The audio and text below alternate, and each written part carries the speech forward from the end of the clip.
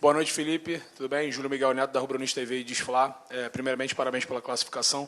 Felipe, é um jogo muito difícil. A gente sabe que Libertadores, muitas vezes, se a Copa, a classificação nem sempre é com o melhor desempenho.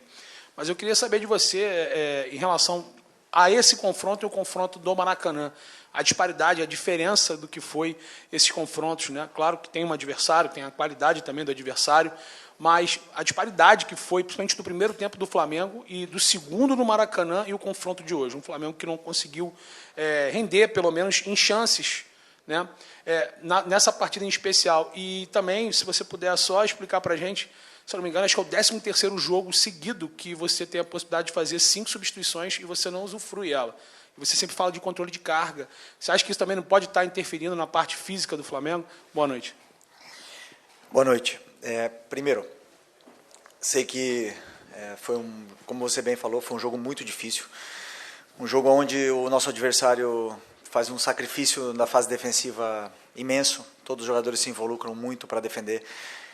Eles induzem muito você a jogar por dentro para sair no contra-ataque. Então, é um jogo ao mesmo tempo que eles te concedem os espaços, eles aproveitam as perdas da bola, os contra-ataques. Isso gera frustrações, isso gera, às vezes, que o time faz que o time se parta muito durante o jogo, e principalmente a forma que eles têm de atacar, que é com lançamentos, bolas longas no atacante e jogo por fora, né? Então esse tipo de jogo, claro que não é fácil. Para vocês verem o nível que é difícil jogar quartas de final da Libertadores, né? Sei que talvez os titulares das manchetes de amanhã serão Flamengo passa mais alguma coisa, né? Sempre tem, mas a verdade é que a manchete é só uma. O Flamengo está na semifinal, fez o jogo em casa, a eliminatória tem 180 minutos e no final se decidiu nos pênaltis, onde passamos. Se passamos, merecemos passar, e agora estamos na semifinal da Libertadores mais uma vez. Isso eu sou muito grato. Sim, vivi desde que eu cheguei aqui no Flamengo, desde 2019, coisas incríveis, e sinto que esse clube, que eu não sei se eu vou ganhar alguma coisa, se não, mas eu sinto que esse clube aqui é especial, e a sinergia, a energia que eu tenho com esse clube faz eu viver emoções incríveis, e eu estou feliz por isso, por ter passado de fase. Sim. E sobre as substituições, eu sempre opto, lembrando que 4 anos atrás, 5 anos atrás, só podiam fazer 3 substituições, né? Essa regra nova são 5, e eu optei por deixar os jogadores no campo para os que poderiam bater pênalti, no caso do Jorginho. Eu queria ter tirado o Jorginho antes, mas imaginei o pênalti. O Lino, na minha visão, estava levando perigo por aquele lado, por mais que estava sendo difícil. Ele tem esse 1 contra 1 e esse terço final, tanto é que uma das melhores jogadas de perigo no segundo tempo foram dele, e optei por não fazer as trocas, porque eu acreditava que os jogadores que estavam no campo eram os melhores para poder vencer. Fisicamente não foi o problema, porque acabamos o jogo no campo do adversário em todo momento. Buenas noches, profesor Felipe. Gustavo Leizamón para Tiempo Deportivo. ¿Se va conforme con el rendimiento de su equipo hoy? Bueno, en español, ¿no? Ok. Bueno, ha sido un partido muy difícil. No ha sido un partido malo, pero ha sido un partido donde controlamos mucho el juego. Pero sí que es verdad que nos costó progresar las jugadas. Después, cuando eliminábamos y encontrábamos las ventajas, nos costaba bastante el tercio final, o sea, no estábamos finos con balón, el 1 contra 1, la verdad que tiene jugadores que defienden muy bien, nos costó, y no generamos tanto peligro como en el partido de ida, y eso también generó con que que Estudiantes pues tuviera un poco más el balón, ¿no? En esas transiciones. Al final el gol de ellos vino en un error, y eso, claro, ya deja la eliminatoria abierta y puede caer de los dos lados, ¿no? Pero bueno, no ha sido el mejor de nuestros partidos, pero tampoco ha sido malo. Felipe, Mauro César, Jovem Pan, UOL e TV Cultura. Aqui, Felipe. Desculpa. O jogo do Maracanã, por conta de uma arbitragem realmente muito ruim, de certa forma a arbitragem eu acho que ofuscou o outro aspecto do jogo, que foi uma superioridade muito grande do Flamengo, especialmente no primeiro tempo, que não se traduziu numa vantagem que poderia ser maior, né? Um gol aos 15 segundos, um gol aos 8, chances claras aos 19, aos 25 aproximadamente, e o Flamengo não aproveitou. E chegou o Flamengo aqui numa situação muito difícil, muito mais difícil do que seria com uma vantagem de 2 ou 3 gols, pelo menos. Essa é a sua primeira Libertadores como treinador. Eu queria que você me dissesse qual a grande lição que esses confrontos com os Estudiantes deixam para você para a próxima fase e para o futuro. Bom, verdade, uma grande lição. Na verdade, a minha maior lição como treinador foi contra o Central Córdoba. Ali, a Libertadores é muito complicada, é muito difícil. Claro, eu como treinador tento propor a melhor das soluções na fase ofensiva para que os jogadores se sintam confortáveis com bola, com mais tempo para poder jogar e para que eles achem as soluções dentro do campo. Depois, o terço final é muito a criatividade, a confiança, o momento que o jogador se encontra, né? Vocês podem ver que hoje, por exemplo, o Arrascaeta não estava no seu melhor dia, mas o Carrascal estava num bom momento, entrou muito bem no jogo. Então, vai muito do fino que está o jogador no dia do jogo, né? Então, é verdade que criamos muitas chances, inclusive no segundo tempo tivemos 3 chances claras que não se traduziram no último passe, não se traduziram, que eu conto como chance clara, né? E deixou a eliminatória aberta, né? Então, assim, já falamos do árbitro, infelizmente aconteceu, mas também estaria aberta com o 2-0. Então o que eu tentei falar para os jogadores foi que para ganhar a Libertadores, às vezes temos que passar por essas provações, né? Foi assim em outros anos também, são jogos muito difíceis e temos que saber passar por esses momentos para chegar em mais uma semifinal de Libertadores. Não sei quantas o Flamengo chegou na sua história, mas eu lembro que ficou, quando eu cheguei aqui em 2019, eu já estava 38 anos sem chegar. Então, tô muito feliz de poder estar em mais uma semifinal e agora tratar com o respeito e o carinho que se merece, porque é o sonho de todo mundo ganhar essa Libertadores.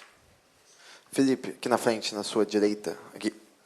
Tudo bem? Boa noite. Gabriel Orfa, canal Paparazzo Rubro-Negro e Revista Placar. Felipe, eu sei que ainda é muito cedo para a gente falar da semifinal do jogo contra o Racing, acabou de acontecer o jogo das quartas, mas você acabou de falar que a sua maior lição na Libertadores foi no jogo contra o Central Córdoba. Eu queria saber quais lições você tira desse jogo aqui contra o Estudiantes, contra o time argentino, com a pressão aqui argentina muito, muito complicada, sabendo que tem um jogo mais, talvez com uma pressão ainda maior, porque é um estádio maior, e você estava lá quando o Flamengo foi eliminado, em 2021. Como é que quais lições você tira desse duelo com o Estudiantes para esse jogo da semifinal contra o Racing? Obrigado.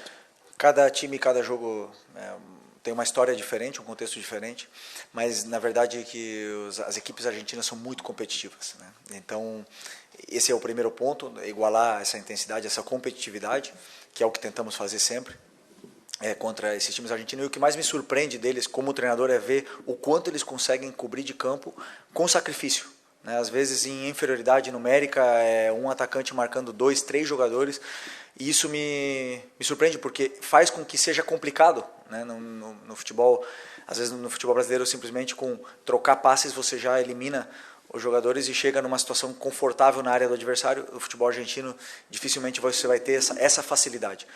Então essa talvez é a principal lição, respondendo a pergunta também do Mauro, que eu falei, né, que para mim do Central Córdoba, é quanto campo eles conseguem cobrir com poucos jogadores. E então com certeza contra o Racing vai ser da mesma forma que foi hoje.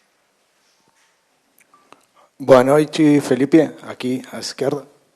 Martín Leiva para La Bola Sport. Con licencia voy a preguntar en español. Sí.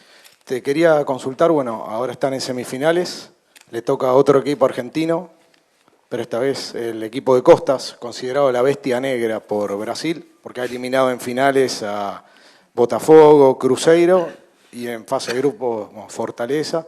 ¿Cómo se prepara Flamengo? ¿Cómo crees que va a ser esa serie? ¿Y qué es lo que tienen que hacer para estar de vuelta en Lima como estuvieron en el 2019? Muy obrigado. Bueno, respondiendo muy parecido, ¿no?, con tu compañero, la verdad que es un partido que aún tenemos que estudiar, tenemos que prepararlo, pero va a ser un partido parecido a nivel de intensidad, de sacrificio en el juego, sobre todo en la fase defensiva. Es un equipo que, por lo que vi, tiene muchísima intensidad, se parte mucho porque aceleran y son muy verticales, entonces es complicado no partirse en estos partidos que son de vuelta, pero un partido muy lindo de semifinal de Libertadores donde sobre todo disfrutar y para estar en la final de Lima ser mejor en los 180 minutos que ser mejor que Racing no é fácil. Boa noite, Felipe. Aqui atrás, Sidão Marinho da Litoral News. Libertadores a Libertadores e principalmente contra equipes argentinas sempre é uma batalha, né? Dá pra gente chamar de batalha de La Plata hoje. Você falou numa resposta anterior sobre os argentinos, né, conseguirem igualar a coisa na competitividade, né, que eles entregam muita raça, muita vontade no gramado. Por futebol, obviamente, o Flamengo é muito superior. Por qualidade, o Flamengo é muito superior, mas hoje isso não apareceu. Você acredita que é possível para a semifinal a sua equipe também entrar no gramado com essa competitividade parecida com a da equipe argentina para enfrentar o Racing? E se essa vitória, na sua visão, é uma vitória de time campeão, quando não vai bem no gramado, mas tem um ponto como o Rossi, que salva 2 vezes no pênalti, é um mérito também do goleiro. Desculpa, pode repetir a primeira? Da competitividade que os argentinos colocam no gramado, se é possível. Bom, como as armas sempre, né, de um time que incomoda muito é defender muito forte, de forma com perseguições agressivas, faltas, e sabem fazer muito bem isso. A fase defensiva das equipes argentinas são muito fortes e abrem mão de propor para jogar por uma segunda bola e chegar mais perto da tua área e ganhar terreno assim. Isso se traduziu em chances claras para o Estudiantes? Não vejo assim. Então, assim, o Flamengo foi mal no jogo. Eu poderia dizer que o Flamengo não foi o Flamengo que vocês estão acostumados a ver. Muito por mérito do Estudiantes, que conseguiu realmente incomodar, anular, mas a gente teve todo o controle do jogo no primeiro tempo, tivemos a bola, tivemos a posse. Chegamos muitas vezes na área do adversário, porém o último passe, a última finalização, o último drible não estava saindo. E isso fez com que, claro, os jogadores perdessem bola, o time se partisse em várias situações. Mas dizer que o Estudiantes foi superior é um pouco, para mim, não condiz com a verdade. Tanto é que tivemos o segundo tempo todo tentando, perto da área deles ali, machucá-los. Na verdade que não conseguimos, como eu falei, progredir nesse terço final, e é algo que temos que melhorar e continuar trabalhando. Para vencer a Libertadores tem que passar por muitas provações e ainda faltam 3 jogos. Então, para ser campeão tem que passar por uma semifinal que vai ser muito complicado. Felipe, Mauro Santana, do canal Mauro Santana, boa noite. Apesar de ainda termos bastante tempo para a semifinal, eu acredito que agora você vai voltar o foco para o Brasileirão, até pela posição do Flamengo brigando pelo título diretamente, mas até por conta dos confrontos, e o Flamengo vai ter que jogar novamente fora de casa, vai ter que decidir novamente fora de casa uma possível vaga para a decisão, até que ponto isso pressiona para que você consiga encaminhar uma classificação em casa, conseguir uma vitória por uma boa vantagem em casa, para não depender da pressão que todos nós conhecemos, que é natural da Libertadores, e mais ainda no cilindro de Avejaneda, e até aprender até lá com isso, sendo que até para o Brasileirão, embora seja uma competição completamente diferente da Libertadores, mas o Flamengo tem 2 confrontos diretos em casa contra Palmeiras e Cruzeiro, numa briga direta pelo título. Oi, Paulo. Não, perfeito. Entendi bem. Claro, eu tenho que pensar agora no próximo jogo, que é o Corinthians. Trabalhar contra como a gente vai enfrentar o Corinthians, como nós vamos tentar vencer, os jogadores que vão estar disponíveis, os jogadores que estão num grande momento para poder vencer. Você falou sobre encerrar a eliminatória no primeiro jogo. É muito complicado. Eu sempre penso que o jogo são 180 minutos. Se você, assim, existem times que jogam pior o primeiro jogo, mesmo em casa, e depois conseguem vencer fora. Isso existe no futebol. Acho que aconteceu com o Independente Del Valle agora na Sul-Americana. Isso acontece. Então, para mim, não existe nunca você fechar uma eliminatória, a não ser que for, claro, um resultado absurdo, que é raro. É raro numa semifinal de Libertadores, onde um time que é super competitivo está enfrentando você com as suas armas. Então, o que nós temos que fazer é ser sólidos, melhorar na marcação, melhorar na defesa, melhorar com a bola, melhorar no ataque, melhorar em todos os aspectos para poder fazer jogos praticamente perfeitos, do jeito que foi o primeiro tempo contra o Estudiantes no outro dia, para poder realmente chegar nessa final tão sonhada. E sobre ter Palmeiras e Cruzeiro em casa, mais para frente, também fomos na casa deles, difícil, e vai ser difícil para eles também jogar, mas é o tipo de jogo que o jogador gosta de jogar. Jogo grande, a gente percebe outro ambiente no dia a dia no vestiário. Felipe, Ivan Trindade, canal Fla Urgente. Eu queria que você pudesse fazer uma análise da intensidade do time do Flamengo hoje nesse jogo. E eu queria saber se isso é uma coisa que é trabalhada dentro do dia a dia. Para os jogadores, inclusive o Flamengo tem jogadores que estão jogando a primeira Libertadores, vieram da Europa. Se essa diferença de um jogo como o de hoje é colocado para os jogadores que, muitas vezes, num jogo como esse, não é sempre o melhor time que vai ganhar. E qual é a análise que você faz realmente da intensidade? Porque fica a impressão que o Flamengo joga sempre da mesma forma, com a mesma coisa, confiando muito em tudo que é feito e que isso vai resolver. Bom que os jogadores confiam e continuam acreditando, né? Se tivesse não dado certo, tivesse perdido nos pênaltis, onde a linha é muito fina, eu estaria aqui dizendo que, com certeza, fui eu que pedi para os jogadores fazerem tudo o que eles fizeram. A questão da intensidade, essa resposta para mim, ela é muito simples.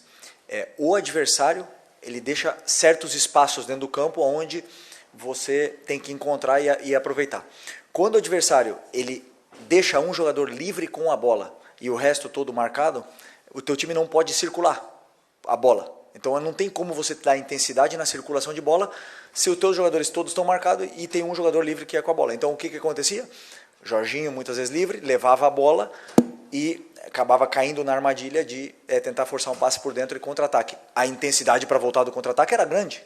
Todos eles voltavam para marcar, Pedro voltou para marcar, Arrascaeta voltou para marcar, mas nunca tiveram livres. E então dá a sensação que o time não teve intensidade, mas foi muito mérito do Estudiantes de tirar a nossa criação e induzir o jogo onde eles se sentiam mais confortáveis.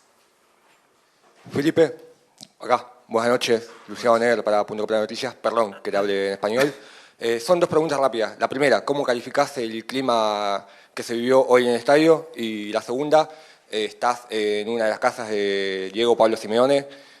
¿Cuánto te influyó en tu etapa como entrenador que estás viviendo ahora? Bueno, primero se lo dije a los jugadores antes del partido. Hoy sentí ganas de jugar otra vez. Les envidié por ese ambiente que hay, por el césped, la manera que estaba perfecto, el clima, el ambiente del estadio estaba impresionante. La verdad que es un privilegio jugar en un ambiente tan increíble como ese estadio. Esa es la primera. Verdad que con nosotros, cuando estábamos controlando el juego y teníamos bastante posesión, se bajó mucho el volumen y conseguimos eso, pero claro, luego vino el gol y se vinieron arriba otra vez y la afición, la verdad que no dejó de animar en ningún momento. Sobre Simeone trabajó aquí, ¿verdad? Fue campeón aquí, ¿no? 2006.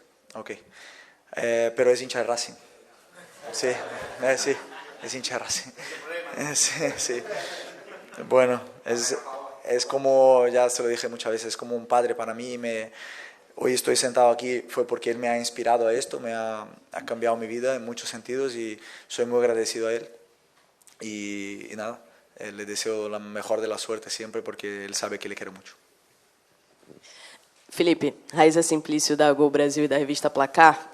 No final de semana a gente teve o clássico e muito se discutiu se foi falha ou não foi falha do Rossi no gol do Ryan.